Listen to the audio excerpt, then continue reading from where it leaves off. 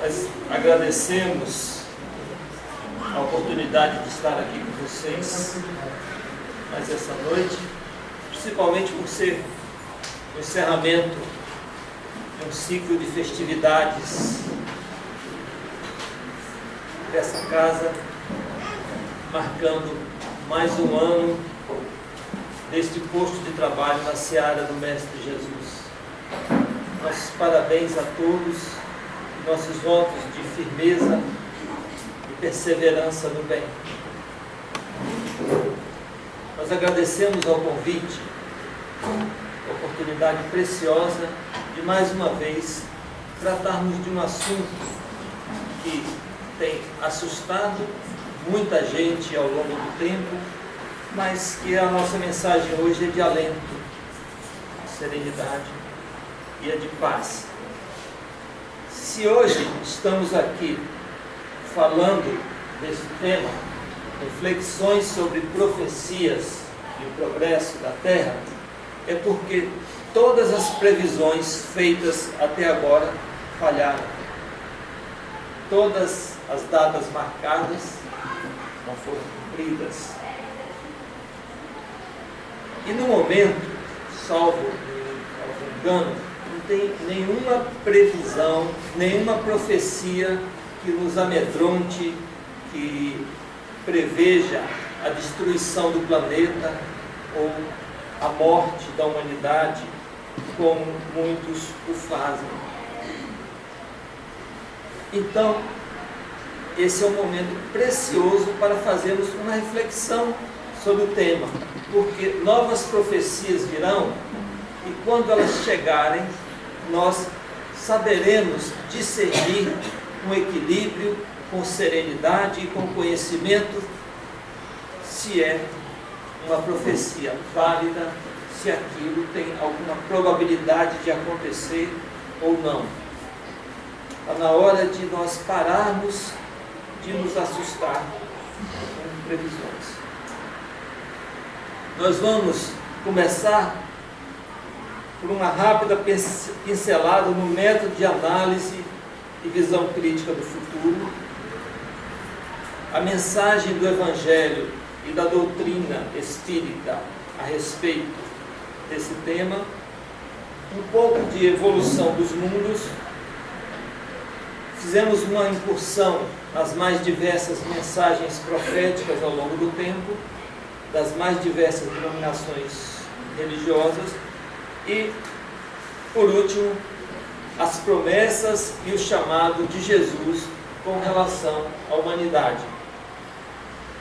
Com esse roteiro seguro, nós vamos sair daqui habilitados a analisar e criticar serenamente qualquer profecia. O filósofo do século XVII, começo do iluminismo, René Descartes, que todo mundo conhece pela matemática, ordenadas cartesianas, que leva o nome dele, ele escreveu uma obra chamada O Discurso sobre o Método, que mudou o Ocidente. É a base de toda pesquisa e a base de todo conhecimento científico. Partiu-se dessa ideia. Segundo ele, nós nunca devemos aceitar algo como verdadeiro que não conheça claramente como tal, evitando a pressa e a prevenção de modo a não ter motivo algum para duvidar. Chegou uma mensagem, calma, é verdade, eu sinto isso em mim que é verdade, os conhecimentos que eu tenho permitem afirmar isso, eu tenho algum motivo para duvidar? Se não tiver, nós podemos acreditar, mas se tivermos, nós vamos refletir melhor. Repartir as dificuldades em tantas parcelas quantas forem possíveis e necessárias a fim de melhor solucioná-las. Decompõe o problema. Conduzir os pensamentos por ordem, iniciando pelos objetos mais simples e mais fáceis de conhecer até os mais compostos. É aqui que a nossa mente esbarra, porque às vezes a gente acorda com aquele mal-estar, ânsia, não está se sentindo bem. Primeira coisa que vem na cabeça deles, será que é câncer? A maioria de nós, uma simples dor de cabeça, já pensa que é um aneurisma, que é um AVC. A gente não consegue começar do mais simples, certo? O mal-estar pode ser gases, a dor de cabeça pode ser ressaca, certo? Então, vamos do mais simples para o mais composto, certo? Não transformar a vida numa tragédia. E por último, efetuar em toda parte comparações metódicas tão completas e revisões tão gerais para ter certeza de nada omitir. Então, essa é a primeira ferramenta que nós vamos analisar utilizar quando estivermos de frente de uma profecia. Em seguida, nós vamos buscar as orientações do Evangelho sobre profecias. Selecionamos 5 textos do Novo Testamento, lembrando de uma ferramenta fundamental: a Bíblia, que é seguida por grande parte da humanidade, que é a base central da maior parte das religiões. Ela é respeitada pela doutrina espírita, mas não é seguida. A doutrina espírita segue o ensino moral de Jesus que contém no Evangelho. A base da doutrina espírita é essa. O restante é tratado com respeito, como peça histórica, como trajetória da humanidade, mas não como guia e doutrina básica. Paulo aos Tessalonicenses disse: não desprezeis as profecias, examinai tudo, retendo o bem e abstendo-vos de toda coisa suspeitosa. Tem dúvida? Analise melhor. Não tem certeza? É preferível abandonar do que acreditar numa mentira e transformar a vida num tormento.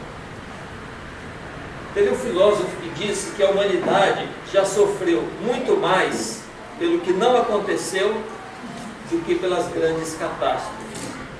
Então, nós vamos mudar essa ótica nossa. Vamos parar de sofrer. Vamos infundir no nosso espírito o otimismo como critério de análise de toda informação. Alguns de vocês sabem a diferença entre o otimista e o pessimista?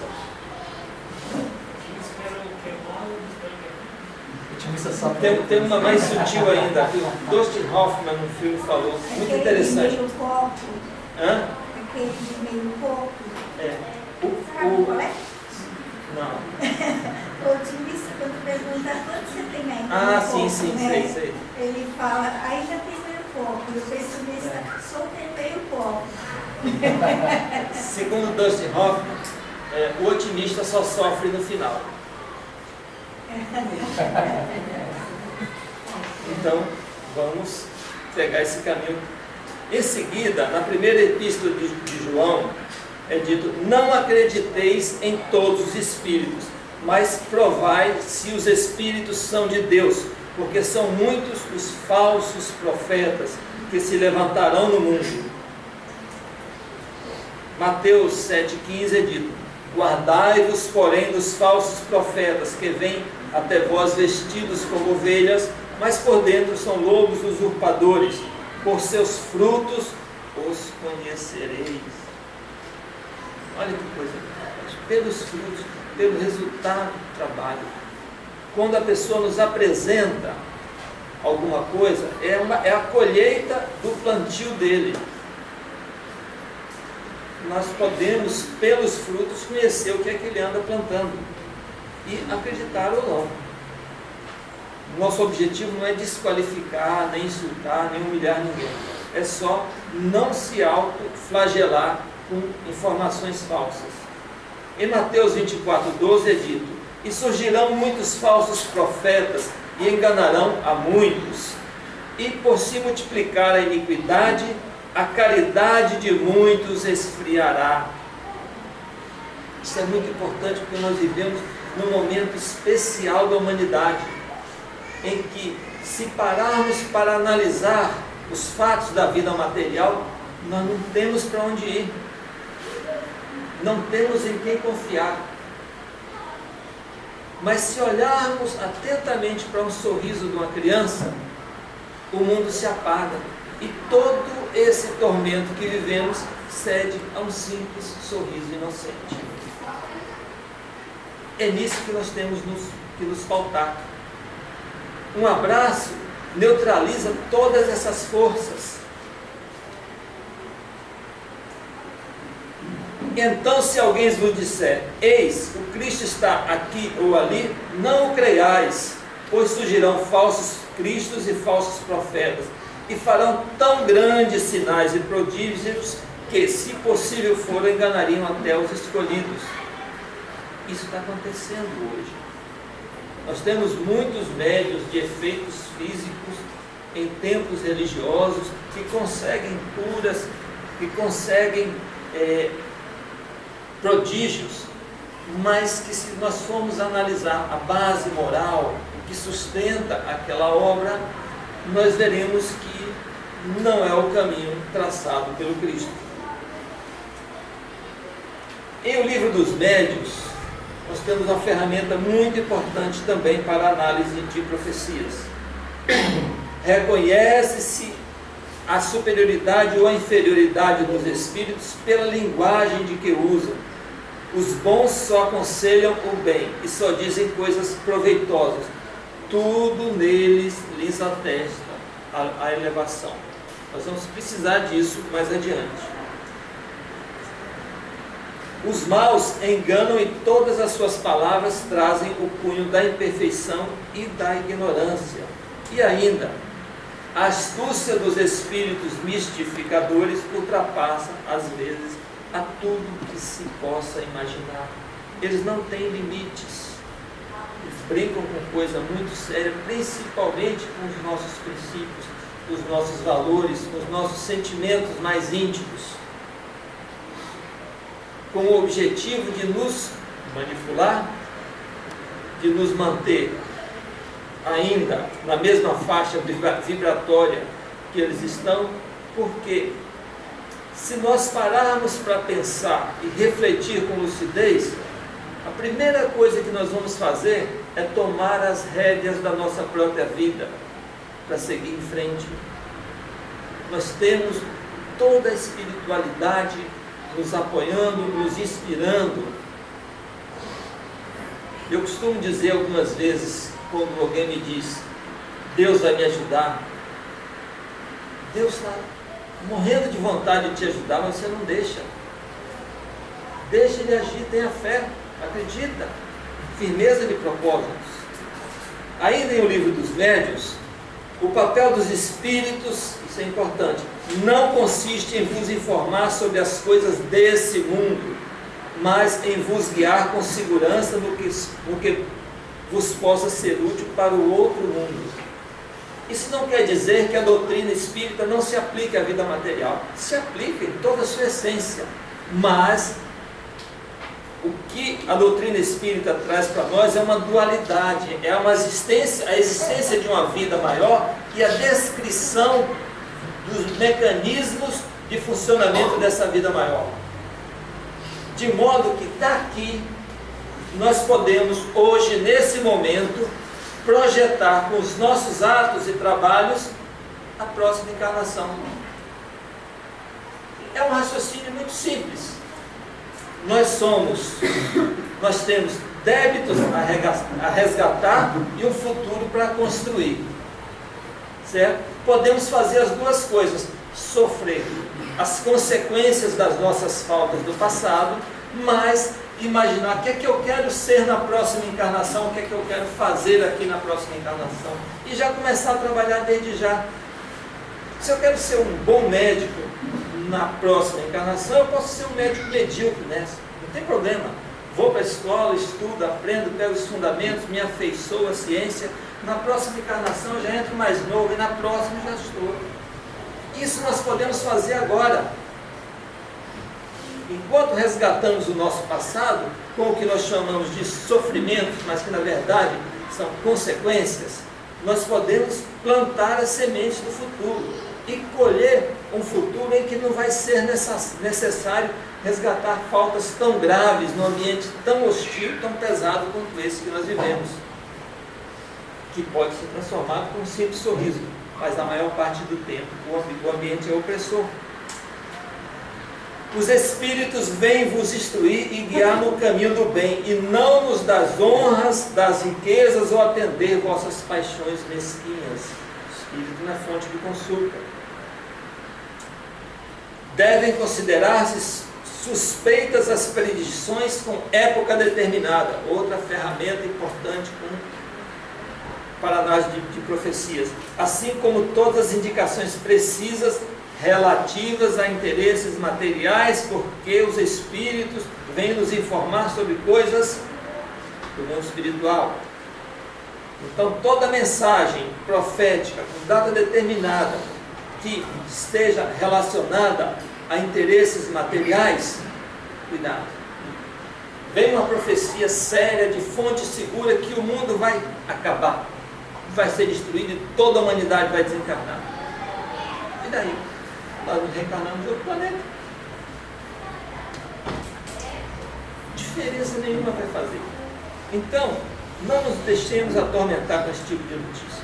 Em O Livro dos Espíritos, diz que a vida do Espírito se compõe de uma série de existências corporais. Cada uma delas é uma ocasião para o seu progresso. É disso que nós estamos falando, aproveitar esse momento de lucidez espiritual em que nós estamos vivendo, com a doutrina maravilhosa, com o Evangelho que é guia seguro e firme, e começar a aproveitar as ocasiões para o progresso. É exato que, segundo o dogma da ressurreição, a ressurreição só se dará no fim dos tempos, ao passo que, segundo a doutrina espírita, ocorre todos os dias. A cada desencarnação, nós temos o nosso próprio fim dos tempos, nós temos o nosso próprio apocalipse, e depois um renascimento.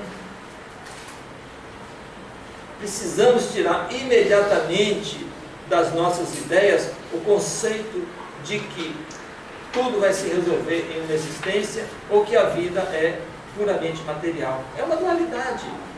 Quanto mais nós internalizarmos esse conceito e começarmos a pensar e agir dessa forma, mais fácil vai ser a nossa vida. Na questão 172 é perguntado se as nossas diversas existências corporais se verificam na Terra. Não, nem as primeiras, nem as últimas, as mais distantes da perfeição. É por isso que nós estamos confusos no meio desse emaranhado de poucas luzes, porque ainda estamos muito, muito distantes. Nós estamos nos primeiros degraus. A humanidade, de história escrita, nós temos aqui 7, 8 mil anos, contando os países orientais, de civilização, e a doutrina espírita tem 150 anos. 10 gerações, é muito pouco ainda. Não se consolidou no espírito. Em A Gênese diz: são chegados os tempos. Num sistema planetário, todos os corpos reagem solidariamente uns sobre os outros, na razão da proximidade ou do afastamento resultante do movimento de translação deles. Essa informação é importante para a gente analisar uma determinada profecia. Tá? Há uma solidariedade, há uma proporcionalidade de afastamento ou de proximidade de acordo com o movimento. A Terra chegou a um período de transformação e inevitavelmente se elevará na categoria dos mundos. O que é se elevará na categoria dos mundos? Precisamos conhecer a categoria dos mundos. Conforme a lei do progresso, a Terra, e aí nós estamos referindo à humanidade, a Terra já esteve em um estado moralmente inferior e, sob essa lógica, alçará um grau superior. E aqui na evolução dos mundos nós temos os mundos primitivos, onde os espíritos têm as primeiras encarnações sobre a forma humana. Depois, os mundos chamados de provas e expiações, que a Terra, segundo a doutrina espírita nos noticia, está saindo. Mas essa notícia foi há 150 anos. Grande parte já está fora. Se nós conseguirmos viver aqui nesse planeta de forma equilibrada, com satisfação dos sentidos físicos, com possibilidade de autoiluminação e propósito bem, nós já estamos vivendo uma vida de regeneração. Nós já estamos abandonando a fase de provas e expiações.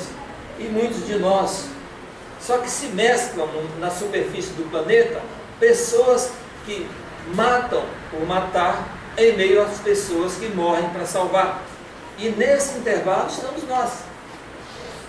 É só atentarmos para isso e termos a certeza íntima de que é assim, o mecanismo é esse, e nós nos reposicionamos facilmente.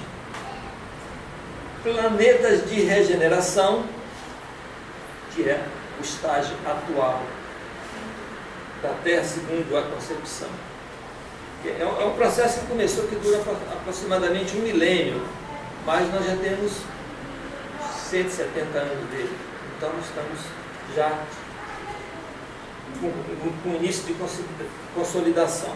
Mundos ditosos. Olha, eu confesso a vocês que eu não sei nada sobre mundos ditosos, mas eu peço a vocês que quando estiverem lá, voltem aqui e me digam, por favor. E mundos divinos mais distantes ainda.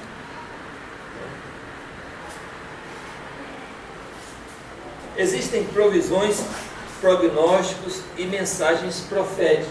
Mas antes disso, nós precisamos refletir sobre uma questão muito importante para a nossa existência. Como é que a nossa cabeça funciona?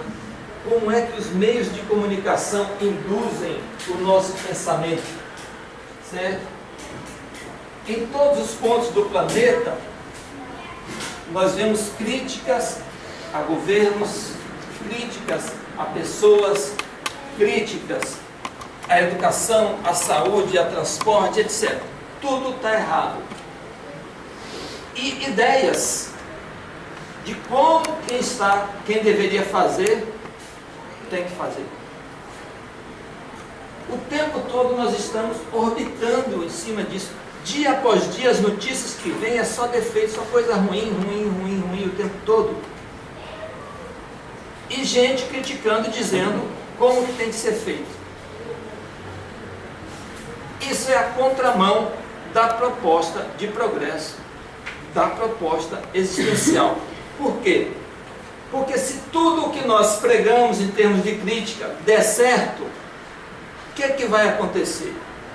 A superfície do planeta vai estar perfeita. E isso só vai ser possível, uma superfície perfeita, se nela habitarem espíritos, pelo menos em estado de regeneração. E nós, que perdemos o nosso tempo todo criticando e exigindo, e deixamos para trás a reforma íntima. O que é que nós estamos querendo dizer? Que se tudo que nós criticamos, desejamos acontecer, nós não vamos estar preparados para conviver com isso. Porque nós não cuidamos da reforma íntima, e sim nos preocupamos em dizer como é que nós queremos. A paz começa dentro da gente. O processo de pacificação interna começa na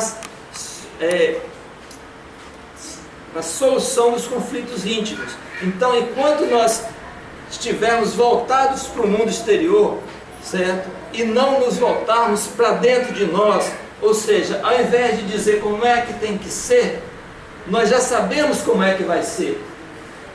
Não precisamos apontar nada que está errado, nós precisamos nos preparar para viver nessa nova condição.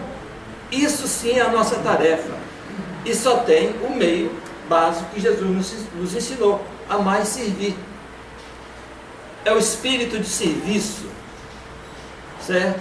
A humildade não nos torna grandes, nos torna humildes. O maior no reino dos céus é o servo de todos. É nisso que nós temos que empreender nossos melhores esforços. Reforma íntima, sede perfeitos. E aí, Nós não precisamos fazer grandes obras.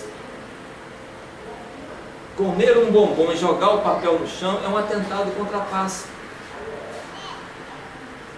Sair do ambiente e não deixá-lo em condições de outra pessoa usar é um atentado contra a paz. São essas coisinhas. O básico, o simples. Isso é reforma íntima. Certo?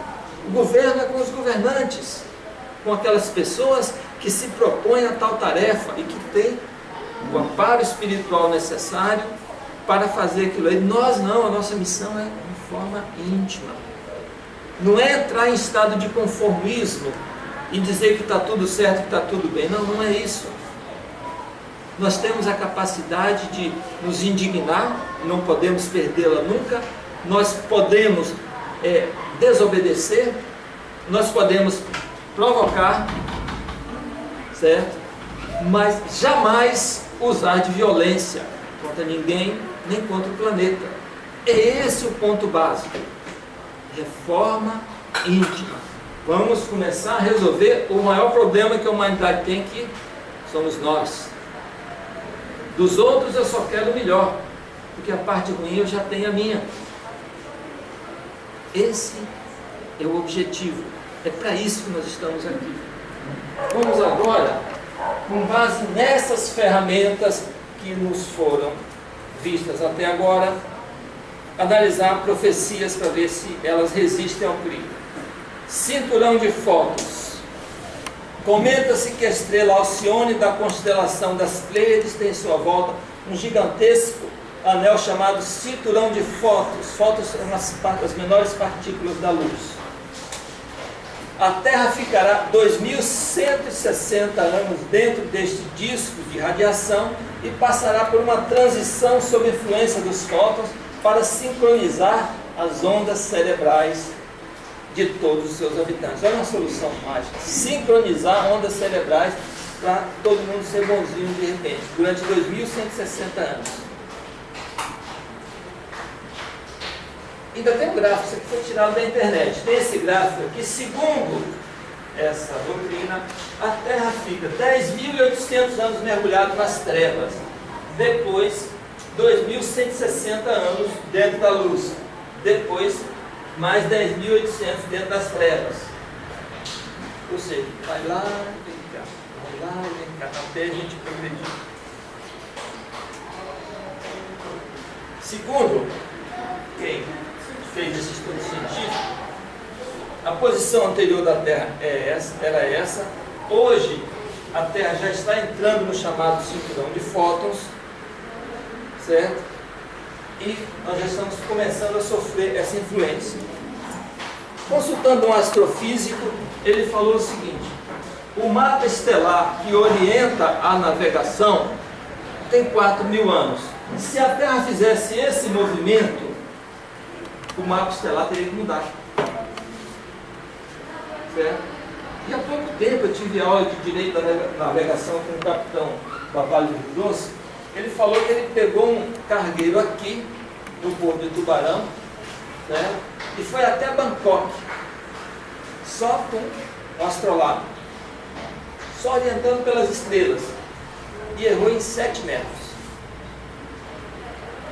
O navio tem 300 metros, ele errou em 7 metros do ponto que ele queria chegar. Então o mapa estelar não mudou, nós podemos abandonar isso aqui. Depois tem outras informações, como a idade dessa estrela em relação ao nosso Sol, a desorganização que isso provocaria aqui na Terra se isso acontecesse. Então podemos abandonar essa ideia, simplesmente abandonar. Guerra de Gog e Magog, a maioria nem ouviu falar disso. E a volta de Jesus está na Bíblia, em Ezequiel 38 e 39. Ele profetizou a respeito da invasão de Jerusalém pelos regimentos de Gog e das terras de Magog. Gog seria um príncipe que resgataria Jerusalém. A primeira coisa que nós podemos criticar aqui é que Jerusalém seria o centro do mundo. Foi uma cidade muito importante no passado e hoje é uma cidade pequena ali no Oriente Médio. que não exerce influência nem poder sobre nada. Segundo os eruditos, tem muita gente séria se dedicando a esse estudo. Esse seria o momento predito para a segunda vinda do Messias. A primeira como sofredor e a segunda como filho de Davi, para conquistar e reinar sobre a terra. Então, é uma visão material que nós estudamos na vida espiritual. A guerra terá fim com uma intervenção sobrenatural para salvar a terra, tirá-la da condição de mundo inferior, transformando na morada eterna de Deus. Ou seja, segundo essa profecia, Deus vai morar aqui, um universo desse tamanho. Então já podemos esquecer. E segundo, vocês conseguem imaginar um espírito superior, Emmanuel, Bezerra de Menezes, falando um negócio desse? Chico Xavier, as mensagens deles são de paz, de conforto. Apocalipse, famoso Apocalipse. E disse-me estas palavras são certas e verdadeiras, e o Senhor, Deus dos santos e profetas, enviou o seu anjo para mostrar aos seus servos as coisas que em breve hão de acontecer. Acredita-se que essas profecias tenham sido sobre o destino das 7 igrejas no cristianismo nascente. Então, o Apocalipse, segundo o ponto, já aconteceu, mas aconteceu lá atrás. O Apocalipse foi relativo ao destino do cristianismo nascente, porque os cristãos foram queimados em círculos, presos, e se reuniam em catacumbas. Era uma situação muito difícil, que se encaixa melhor do que no modelo de hoje. Se você tentar pegar o livro do Apocalipse e encaixar nesse modelo que a gente vive, não tem nada a ver. Nostradamus, Michel de Notre Dame, nasceu em 1503, morreu em 1567 e deixou uma confusão para a gente. Suas profecias compõem-se de 1085 quadras, 4.680 versos, 10 centúrias, 100 quadras cada uma, com estilo de escrita sinuoso, ambíguo e completamente inacessível à primeira leitura. As interpretações apresentam uma lista de possíveis acontecimentos que poderiam causar um grande impacto no planeta, dentre eles problemas com polos magnéticos, violentas erupções de vulcões e o efeito estufa. Estatisticamente, as erupções de vulcão não têm alterado, os terremotos não têm alterado. A única coisa que alterou ao longo do tempo é a quantidade de gente na superfície do planeta e a velocidade da informação. Aí parece que está acontecendo mais coisas, que as coisas estão incrementando, mas na verdade sempre aconteceu e sempre vai acontecer. Nós estamos nos transformando individualmente, as coletividades que habitam o planeta estão se transformando e o planeta também está evoluindo. E as profecias de Nostradamus, elas têm sido interpretadas de trás para frente. Ou seja, acontece um fato, nós voltamos lá e procuramos uma quadra dentro desses 4.680 versos que se encaixa naquilo ali. Ajeita daqui, ajeita dali, está a profecia realizada. Previsões do calendário maia. O comportamento de toda a humanidade mudará rapidamente a partir do eclipse do Sol de 11 de agosto de 99. A temperatura do planeta aumentará, causando derretimento do gelo nos polos, mudanças climáticas, geológicas, que colocará em perigo a existência do homem. Nosso mundo de ódio e materialismo terminará no sábado 22 de dezembro de 2012. Perdeu a validade, sem se cumprir. O que aconteceu com o calendário maia? Foram achados pelos antropólogos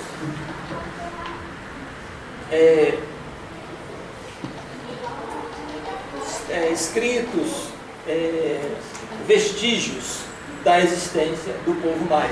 E em meio a esses vestígios, um calendário, certo? Tal qual esses calendários que nós usamos aqui, que termina em 31 de dezembro, esse aqui também, certo? Como eles não acharam o de 2013, presumiram que o mundo ia acabar em 2012, porque não fizeram o calendário para o ano seguinte. Só isso e nada mais. O homem e o planeta se transformarão para se adaptarem a uma nova realidade. Como é que esse mundo vai acabar, depois vai se transformar? Astro intruso, planeta Nibiru, Hercólogos. Esse aqui também já perdeu a prazo de validade. Um astro errante, 3.200 vezes maior, passará próximo à Terra e causará grandes catástrofes. Se passar mesmo, causa catástrofe. Você imagina um astro, a força gravitacional de um astro 3.200 vezes maior que a Terra passando aqui perto. Desorganiza a galáxia. Certo? O magnetismo desse astro atrairá vibratoriamente os espíritos que ainda estão em estado de ignorância, que é 2/3 da humanidade, cujo comportamento é incompatível com a era de luz. Olha, perdeu a validade, porque é 99, mas tem uma coisa aqui importante: comportamento incompatível. Não existe uma polícia espiritual buscando espíritos atrasados para degradar do planeta. Não existe isso. Algum de nós já ouviu algum espírito superior dizer alguma coisa parecida com isso? O que vai acontecer é que a superfície do planeta está se transformando. E como algum de nós, por exemplo, ainda hoje se recusa a usar o celular, não se aproxima do computador, não vai se sentir mais bem aqui.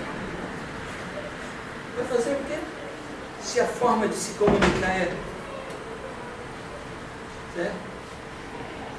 Meu filho deu feliz aniversário para minha esposa dentro de casa, pelo Facebook. Vocês conseguem conceber isso? Desejou feliz aniversário pelo Facebook. Eu falei, ela mora num quartozinho. Gente, quem não se adaptar a essa nova condição não vai se sentir bem. E aí vai encontrar um ambiente planetário adequado às nossas necessidades. É a mesma coisa, nós íamos para uma reunião social com um traje inadequado, sem conhecer ninguém, ou sem gostar da comida. O que vai acontecer é isso. Ou seja, os espíritos mais atrasados, ou os espíritos que não se adaptarem a essa nova condição, eles vão ser encaminhados naturalmente. A natureza não dá saltos. Certo? Então não percamos nosso tempo em se preocupando se vão ficar na Terra ou se não vão ficar na Terra, porque nós não nascemos aqui, nem vamos morrer. Nós somos seres interplanetários, extraterrestres, que viemos de outras moradas, estamos passando aqui 10, 20 encarnações e depois terminou o grau de progresso adequado às nossas necessidades, ou seja, o que a Terra pode proporcionar para nós. Nós tirarmos tudo em termos de aprendizado e de progresso, nós vamos para outros mundos. Independente de ser mais atrasado ou mais adiantado, com certeza nós vamos para um mais adiantado que a nossa condição. Sempre. Certo? São Malaquias, de 1094 a 1148, monge iniciado e grande vidente, clarividente gnóstico, escreveu uma série de profecias sobre os fins dos tempos. Suas profecias, 111 divisas em latim, prevêem fatos relacionados a cada um dos 111 papas, a contar de Celestino até o último papa, incluindo os 10 antipapas dos séculos 12 a 15. De acordo com as profecias, Bento XVI será o penúltimo Papa da Igreja Católica e a Roma criminosa será destruída e o tremendo juiz julgará triunfante todas as nações. Segundo essa profecia, nós estaríamos no último Papa. Alguém aqui, em sã consciência, consegue imaginar a Igreja Católica acabando? Vamos fazer uma conta simples. O Papa deve ter seus 70. Está bem curvadinho, certo? 78, certo? Vamos colocar mais 22 anos aí, com muita força. Está muito velho, né? Certo? Ele tem sobrepeso, inclusive, muito, certo? E depois disso a igreja vai acabar? A Igreja Católica, que muitos criticam pela Inquisição e pelos dogmas, e pelas contradições, pelas cruzadas, foi um dos mais importantes instrumentos de evolução da humanidade, porque a religião, ela serve de freio. Nós somos contidos à força dentro da nossa animalidade para chegarmos até aqui a um estado mínimo de lucidez. E a Igreja Católica, tanto quanto a protestante, quanto o Islã, eles foram e são esses mecanismos de contenção e orientação. Certo? Nada na obra de Deus é tempo perdido, e tudo que é criticado é porque está sendo mal interpretado. Mensagem de Nossa Senhora de Fátima anuncia o fim da Primeira Guerra Mundial. O segundo selo prevê a Segunda Guerra Mundial e a advertência de seus horrores. A terceira, a interpretação lógica, anuncia uma terceira guerra mundial em nível de catástrofe somente possível com o advento da era nuclear. Eu não acredito que vai acontecer esse tipo de guerra nuclear, primeiro. Segundo, todos os cientistas das mais diversas áreas do conhecimento estão otimistas com relação ao futuro do planeta e da humanidade. E terceiro, se por uma insanidade isso acontecer, nós vamos encarnar em outro planeta e retomar de onde parou. Então, não faz diferença. O que faz diferença é, nós conseguimos imaginar um espírito consolador dar uma mensagem dessa? O conceito que se tem de Nossa Senhora de Fátima, de Santa Maria, de Senhora Santana e todas as outras denominações que dão a esse espírito superior, não condiz com mensagem de terror e de amedrontamento. Os lamas tibetanos, aqui nós temos que prestar atenção que são textos místicos, vagos. Olha o que eles dizem. As estrelas manifestam uma nova evolução. O fogo cósmico aproxima-se da Terra. De novo a humanidade será submetida à prova para ver se o espírito progrediu suficientemente.